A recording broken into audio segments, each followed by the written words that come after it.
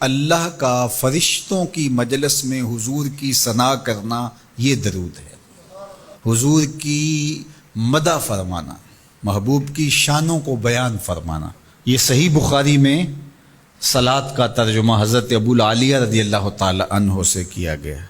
تو پھر درود کا مفہوم بہت وسیع ہے، حضور کی مدح و توصیف، حضور کے حسن کا بیان، حضور کے خصائل کا عنوان، آقا کریم کے شمائل کا تذکرہ، حضور علیہ السلام کے فضائل کی باتیں، حضور کی عظمتوں کا عنوان، یہ سب کچھ درود کے زمرے میں آتا ہے۔ اور پھر ساتھ صیغہ بھی درود کا ہو اور اس میں شانیں بھی حضور کی ہوں، جس طرح درود تاج میں ہے، تو اس میں حضور پر درود بھی بھیجا گیا اور ساتھ حضور کی عظمتوں کو بھی بیان کیا گیا۔ تو یہ ایک خوبصورت گلدستہ بن گیا۔ درود شریف کے جو مفاہیم بیان کیے گئے ہیں، ان سب مفاہیم کو یہ اپنے جلو میں لیے ہوئے ہے یہ درود۔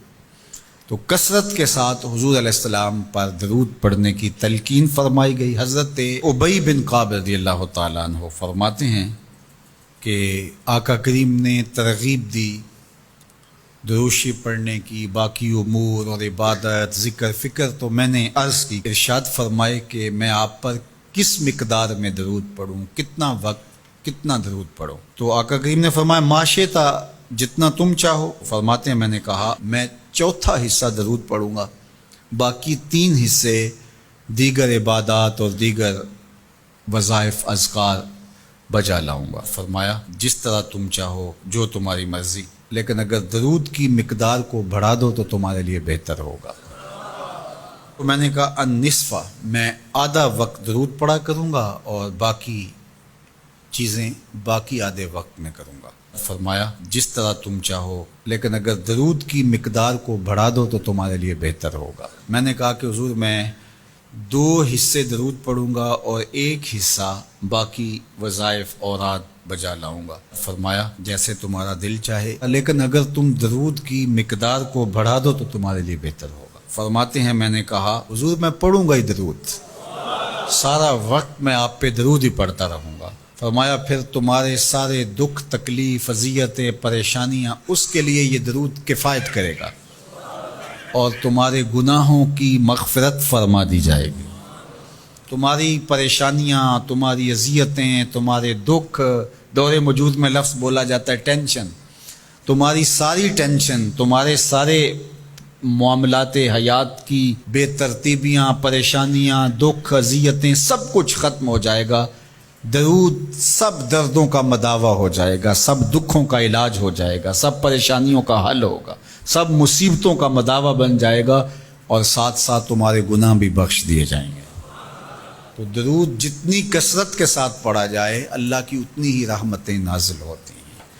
تو باقی وظیفے، باقی اوراد، وہ بھی فضل و شرف والے ہیں، لیکن حضور نے فرمایا کہ پھر تمہارے لیے ایک درود ہی کافی ہو جائے گا۔ اللہ اکبر۔ فرمایا جو میرے اوپر 1 مرتبہ درود بھیجتا ہے اللہ اس پر 10 رحمتوں کا نزول فرماتا ہے۔ اور ایک حدیث میں آیا جو 1 مرتبہ میرے اوپر درود بھیجتا ہے اللہ اس کے 10 گناہ معاف کرتا ہے، 10 درجے بلند کرتا ہے اور 10 رحمتوں کا نزول فرماتا ہے۔ تو درود پڑھا حضور پہ کام اپنا بن رہا ہے۔ تو درود پڑھنے سے انسان کا باطن سنورتا ہے، اندر پاکیزگی نصیب ہوتی ہے، گناہ دھلتے ہیں، عیب دھلتے ہیں، پریشانیاں ختم ہوتی ہیں، مصیبتیں، آلام، مصائب، دکھ، ٹینشن، پریشانی، جو کچھ بھی ہے یہ ختم ہوتا ہے، اور درود پرسکون بنا دیتا ہے انسان کو۔ راحت بخش ہے وظیفہ، سرور انگیز ہے یہ وظیفہ، نور بیز ہے یہ وظیفہ، ماحول میں شگفتگی پیدا کر دیتا ہے۔ اگر دروشی پڑھو گے تو تمہاری بہت ساری پریشانیاں ختم ہو جائیں گی، تمہارے دکھوں کا مداوع ہوگا، تم ریلیکس ہو جاؤ گے درود پڑھنے۔ یہ درود شریف کی برکات ہیں۔ 1 مرتبہ درود پڑھنے سے 10 رحمتیں نازل ہوتی ہیں، اور جو بار بار حضور پہ درود پڑھتا ہے تو بتاؤ کہ کتنا بڑا ذخیرہ رحمتوں کا اس کے اطراف میں پھیل گیا۔ تو اس لیے کثرت کے ساتھ درود پڑھنا چاہیے۔ حضور علیہ السلام نے یہ بھی ارشاد فرمایا کہ جو میرے اوپر درود پڑھتا ہے میرے اوپر لازم ہے کہ میں اس کی شفاعت کروں گا۔ شفاعت رسول کے حصول کا ذریعہ درود بنتا ہے، چونکہ ہمارا آسرا ہی حضور کی شفاعت ہے۔ وہ دامن شفاعت کھولیں گے تو ہم گناہ گاروں کا کام بنے گا، اور وہ نصیب کیسے ہوگی حضور علیہ السلام کی شفاعت؟ کثرت درود سے۔